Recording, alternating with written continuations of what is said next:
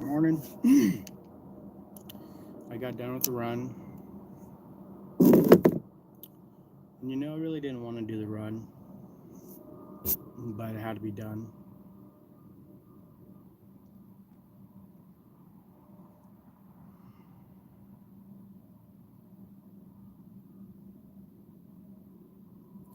Sometimes life is life is hard, and you don't want to do the things you got to do. I didn't want to go run this morning. Actually, I do better. No, let's look at myself. How do we turn this on? Turn this around. Turn around. Get myself up. There. Well, not perfect, but you know who? Yeah, so I didn't want to do my run. Um, Sometimes when life is hard, all you want to do is sit down, do nothing. Sometimes you don't want to get up early. Sometimes you want to cheat on your meal. Sometimes you want to do things you shouldn't do. Yep. Yeah, when life is hard, it can get depressing for me at least. But despite how I feel, I know that I need to still wake up early, still go run, and try to do the right things, the things that I know that I should do, even if my life isn't perfect, even if it's not right at the moment. I still need to do the next right thing, which I'm stealing that from John Deloney, but it's true though. You need to do the next right thing, especially after you've done the wrong thing, or if your life isn't really perfect. You still need to do the next right thing, take the next step towards the right direction, instead of maybe spiraling down or allowing the hardships of life to beat you down. I don't think we have to allow ourselves to get beat down. I think we can all still make the right choices. And I think about it in the sense of like somebody who committed a crime and now they're in prison. They can still do the next right thing. They can clean up their act. They can get in shape. They can disassociate with people that they don't need to be associated with. But doing the next right thing is very important because that means you're still on the correct path, as hard as it is.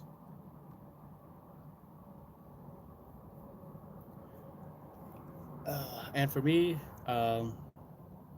right now, just I don't know how to put it best.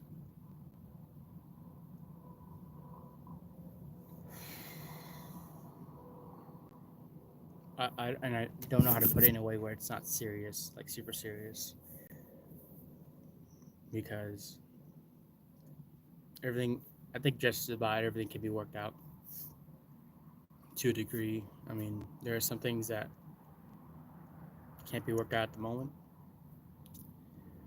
but how do I put this? For me, right now, life isn't right because I'm having disagreements with the wife.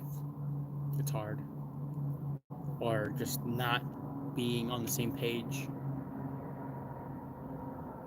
I don't know.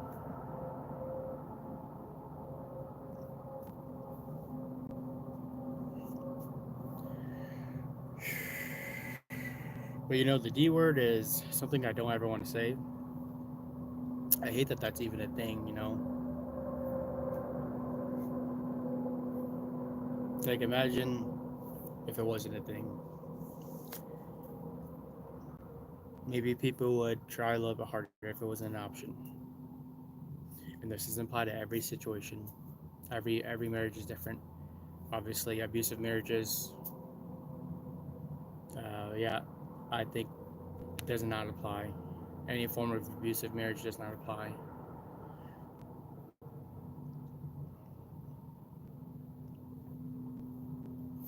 But yeah, just not in step with the wife right now, and I want to get right with her.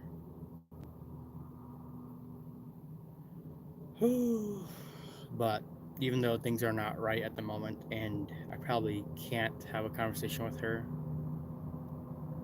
until maybe like after work, at least that'll give me some time to think about everything and be try to be logical and reasonable, and even ask forgiveness because I know I'm not in the right to be as bothered as I am. Oh my days, the moth. Oh, you know what? Decoy light. I figured it out. They need a decoy light.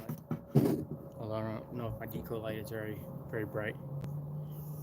But anyways, um, yeah, it'll give me some time to. Oh, no, the light's over there. It'll give me some time to think about it. Think about how to be how to be reasonable. Oh days, I don't like the moth, and it's not gonna be the only one either. Oh days, I'm gonna have to try to take it out.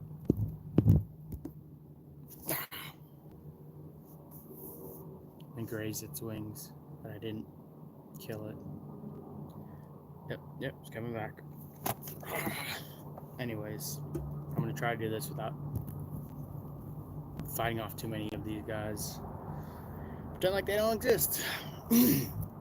Anyways, um, and I'm gonna definitely pursue God in this because I know that on my own, the conversation in my brain cannot be be right.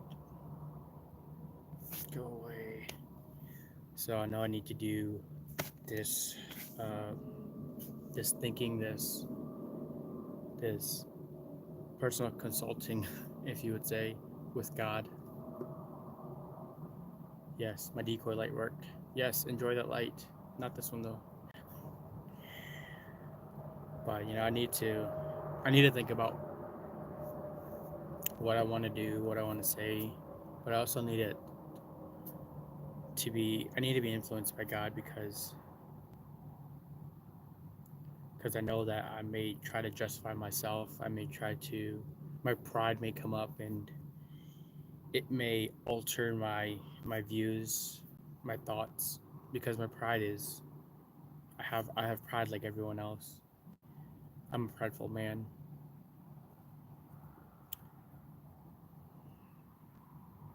and I don't want that to influence my conversation.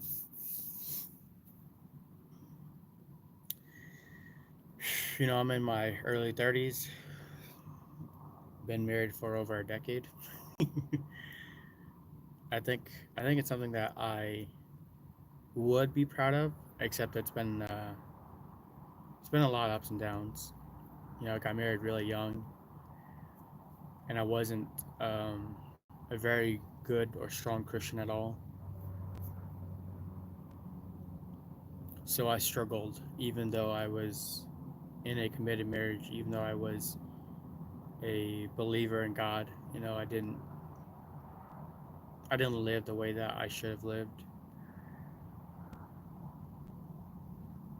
and to this day, I still struggle. I still struggle, but I was gonna say obviously, but you don't know me. But as time has progressed, I have been changed by God. Um, I was a very angry person growing up, and nobody really helped me with it, and I didn't know what to do either. I just knew it was a bad thing. But like kicking holes in walls and punching the back of doors. And one time I was so mad at my sister, I just punched the door that had glass in it. I busted that glass all over the hallway, and I was like, "Oh snap!" and my hand is bleeding, and I was like, clean that up. I still have the scars today, but I cleaned up my scars, and I cleaned up the glass. I cleaned it up really good. Let's just say that. It was so good that when my parents came home, they didn't realize that there was a hole in the glass, and the glass was to a bathroom door. And they were using the bathroom, and they were like, "Oh, there's a hole here. Like, what happened, George?" Like, I got mad at my sister, and I punched a hole. And then she was like, "Where's all the glass?" I was like, "I cleaned it up." Oh, days, go away! I got a decoy light for you. I cleaned it up. I thought it's as interesting. Like, I just think it's interesting that I thought it was still humorous even then when I was younger. But yeah, just uncontrolled anger. Just nobody really tried to help me control it. My parents really didn't know that much. My dad was an angry man. You know, life wasn't perfect for sure. And anger was a normal thing. Like, literally, it was a normal thing. But I'm still thankful that I had a dad.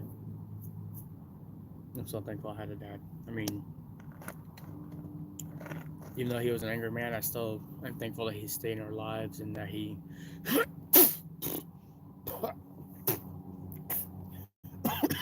Sorry, I don't know what I just inhaled. There was a moth though. I would have thought that moths would have disappeared because of how cold it is. They're still here, and I can still faintly, yeah. But I wasn't a good person in my marriage starting out, you know. And I got married right out of college, and what else? Oh yeah, I struggled with my anger, so I was not the easiest person to deal with. So I would get an argument with a wife, and I would just be mad at her for like a day or two, or I'd just treat her unjustly.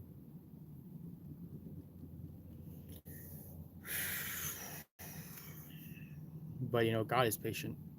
He is really patient because I do not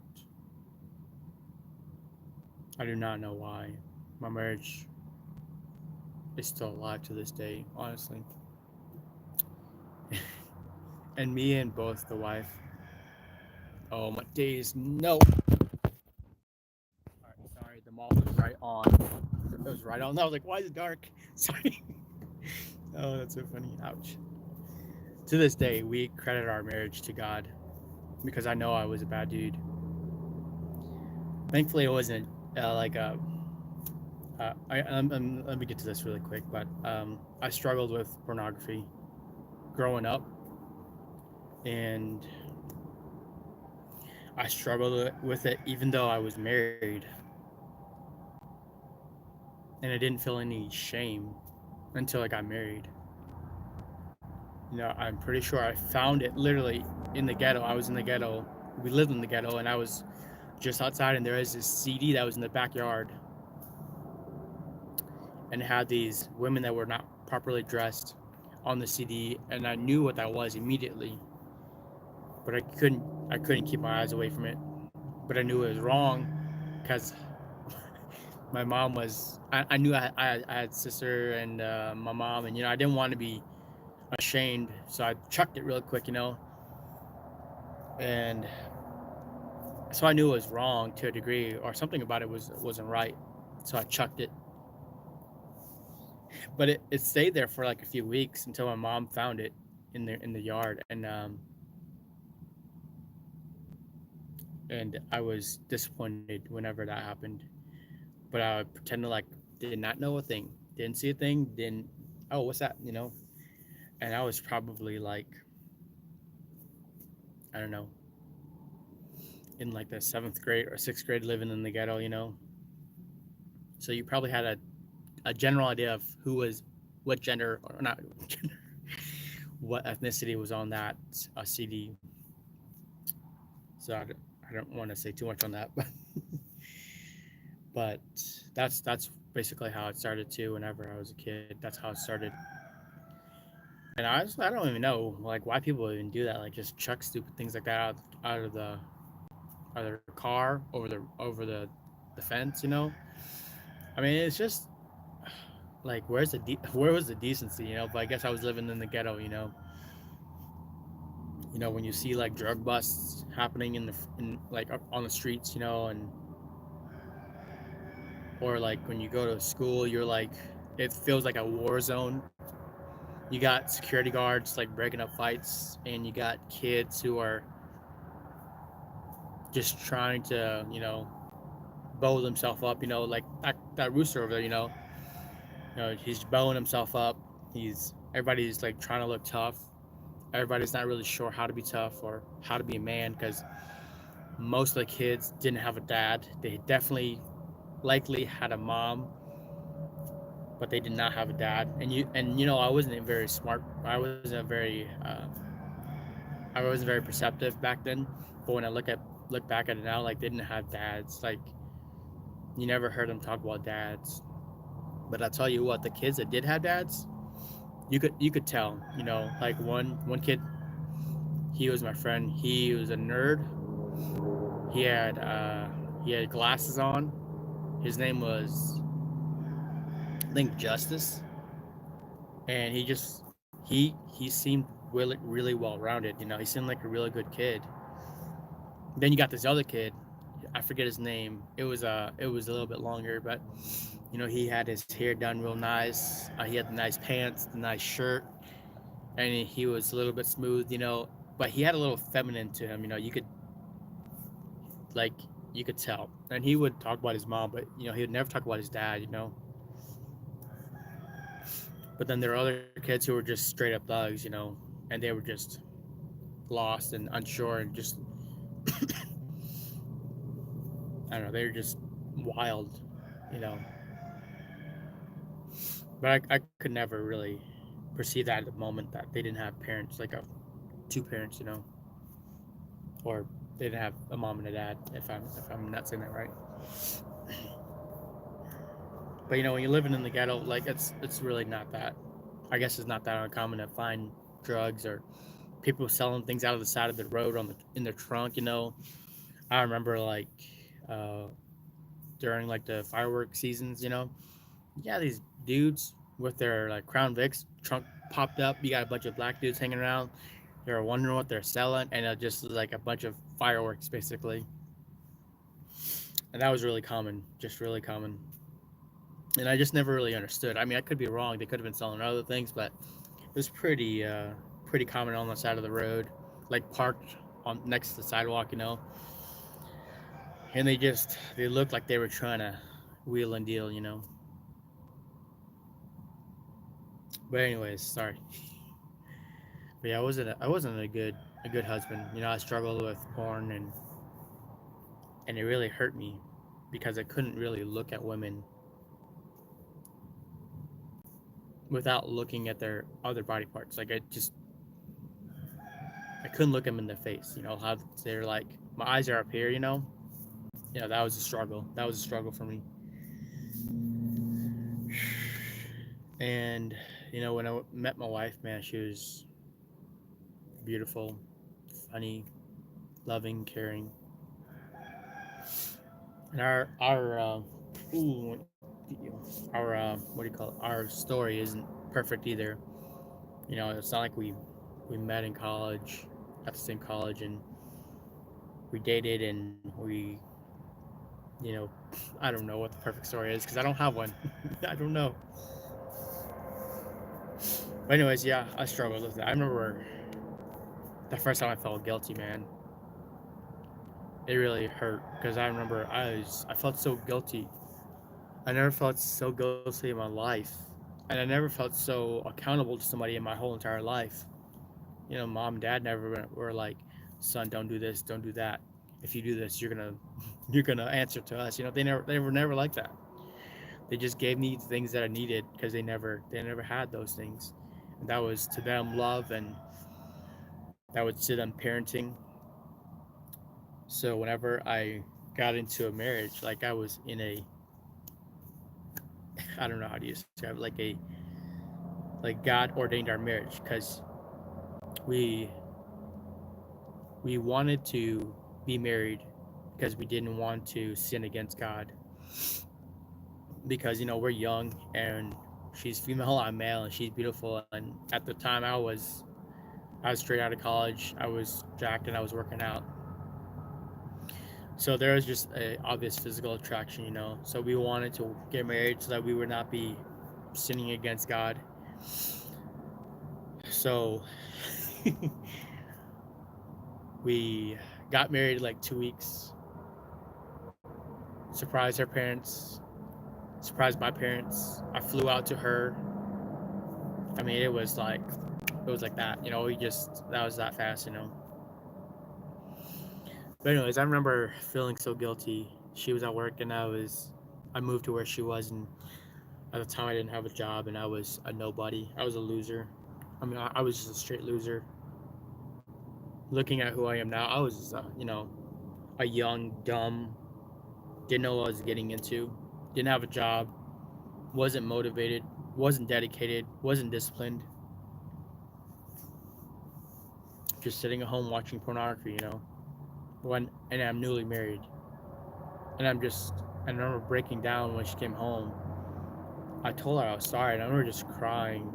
I never felt so bad in my life.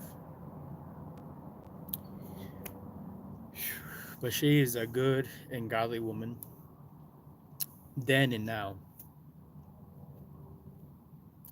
because she forgave me, and she stuck alongside me even though I was still struggling. Because it was like this.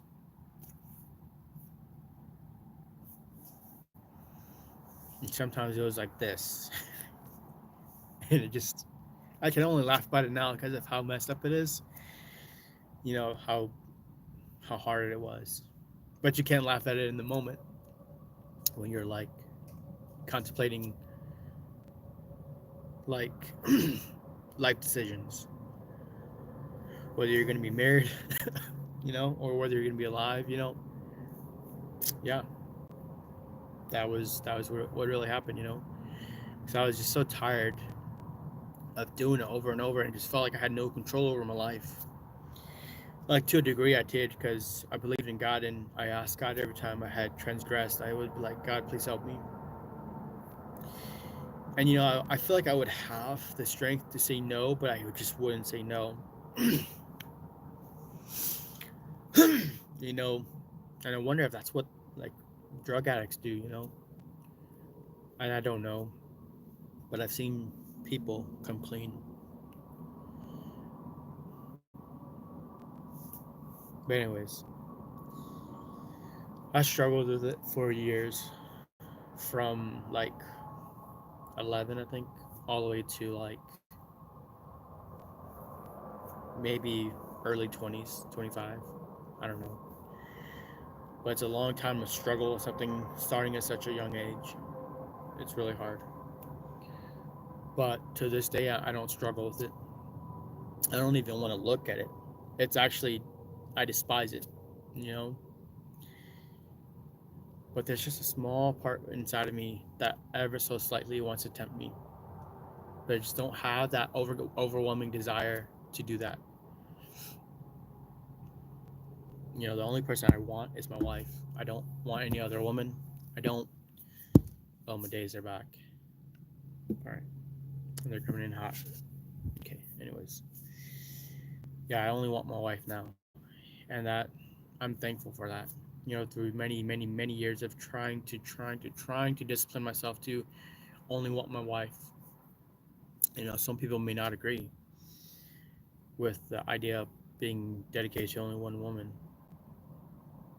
But I mean, even if it wasn't a Christian marriage, I mean, you've got to give it to her, my wife.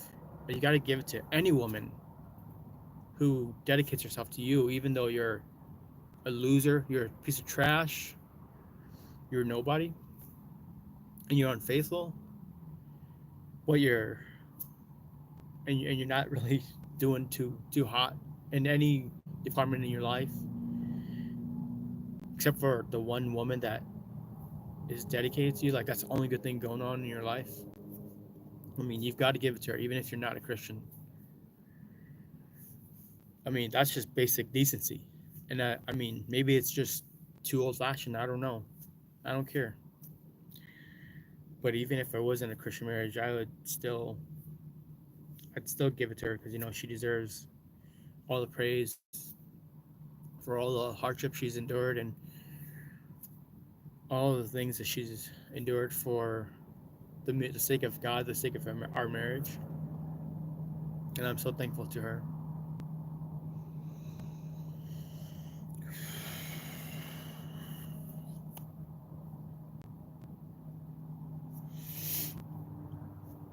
And maybe that's the solution to my problem at the moment with the wife. I'm being selfish. And I'm just not thankful enough towards her. Not because of what she's already done, but like just because of who she is, and I guess a little bit of what she's done. I mean, she's such a good mom to my kids, to our kids, and she homeschools them. She and I know I praise her for the basic things, but the truth is, I mean, people send their kids off to daycares, childcare, school, and she cares for them. She teaches them about how to be like she teaches them things in school, but doesn't indoctrinate them in the sense of like you need to do what the world does, not that weird stuff. She teaches them about God. She feeds them, protects them, loves them. And I know it's the basics, but I think every kid deserves that. And they get to be around their loved one, their mom. Most kids, they go to school, they get food, they get attention, and they learn. Yeah, they learn. So they get three things. They don't get anything about God, and they don't get to spend time with their mom or their dad or the person that should be caring for them. And I'm old fashioned. I'm sorry. I'm just an old fashioned dude. I know it's funny though, thinking about it, I'm an old fashioned Asian dude. But still, I mean, I'm just old fashioned. I think I'd like to say I have an old soul, but I could be wrong. But I'm old fashioned in that sense that I think the mom should care and love and teach and raise the child to know God, and the husband should go earn that money, earn that bread. I don't. That's not my thing. Earn the bread. It's not my thing. I'm sorry, but I know that was the one thing that was on my mind whenever I was saying earn it. But you got to go out there and earn money. You got to raise your sons to be strong and brave and courageous and loving and gentle at the same time, and that's a hard balance. That's a hard balance. I probably need to go get ready for work. I got my run in. That's the title. I got the run done. I ran it harder because I didn't want to do it. I absolutely did not want to do it. So my time was a little bit better today. Oh yeah, I got one. But sadly, oh, I smushed them up. But yeah, I got it done early because I was not feeling my run today. So I said, you know what? I'm just gonna run it hard, get it done fast. And here we are, done a little bit earlier, done faster. I'm glad to be talking because honestly, it helps me to like just work it out and talk it out because I just hate how I build up all these things in my brain. Sometimes you go crazy. And I don't know if it's ladies. I know my wife. She compartmentalizes everything, and she compares it to like having open browsers. And that's her. But for me, everything just feels like a can of soda. The ones that like got dropped and it's bulging at the sides, and if you shake it just too much, it'll blow up because there's just too much pressure. That's what it feels like for me. So if I don't say something, if I don't get it out, I'm just gonna go crazy. And then, honestly, I like one-on-ones. Honestly, that's what I like. I like hanging out with people, and this is kind of like a mock hangout because I don't really like hanging out around big crowds. As you can see, I'm outside in the dark talking to people that I don't know. They don't know me, but it feels like it's a one-on-one, and you just get to hang out, even though maybe you don't get a voice because I'm not looking at the chats, so I don't know what you're saying. Honestly, truthfully, I turn the camera away so I don't see myself and I don't see how many viewers there are, because it actually alters how I act, talk, or think. I don't want to be altered. I don't want to be influenced. I just want to say what's on my mind. I don't want to cater to whoever's on. I want to say what I want to say. And I know there's some people watching. I know there's probably, I turned around a little bit. I saw that somebody was on the chat, but I mean, I get to it, honestly. I just, guess this is more for me. And I know some people are watching and they're trying to find something interesting to watch. I'm sorry if you don't have a voice in this. It's not. It's not for you. It's for me. But anyways, I'm gonna close in prayer, and I'm gonna pray for you guys and for people in general, because I know some people are watching. Maybe some people can resonate with my struggle with my life. If not, that's fine. I'm glad you never had a struggle with pornography, and if you are, I'll be praying for you. Let's go in prayer. Dear Heavenly Father, Lord, I thank you for today. Father, I thank you for this wonderful wife that you've given to me. Thank you for the blessing of her and the blessing of this life that you've given to me, of which I deserve none. And of your forgiveness, I deserve none also. But thank you, Lord, for loving me and having mercy on my life, even though I was not a perfect man before you. Father, thank you for this time that I get to sit here and talk to people and for myself. And Father, I'm just thankful that I was able to tell somebody my story. But Father, I know there are people out there right now who are in the midst of their struggle with lust and pornography and anything that they may be struggling with. God, they're in the middle of it right now. They don't know what to do. They may not even see it as a problem, Father. But I just pray that you be with them right now, Lord, as you were with me many, many years ago in my struggle. And I just pray that Father, you would touch them, that you would be in their lives, that Father, you would help them with the struggle that they're going through, and that Father, you would give them the victory to help them overcome what they're struggling with, God. And God, thank you that there's hope in Jesus, hope for a new life, hope for eternal life, hope for a good and joyful life through Jesus' sacrifice, God. Thank you for sending him. Father, we pray all these things in the name of Jesus. Amen. Thank you. I hope you have a good day. I mean, I'm going to try to have a good day. I know I need to go make amends with the wife. That's what I'm going to go do today after work and maybe throughout the day.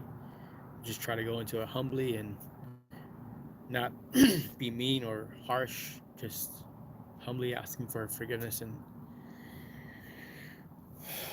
I hope you have a good day. And God bless you. And maybe I'll see you here another time. Thank you. Love you. God bless.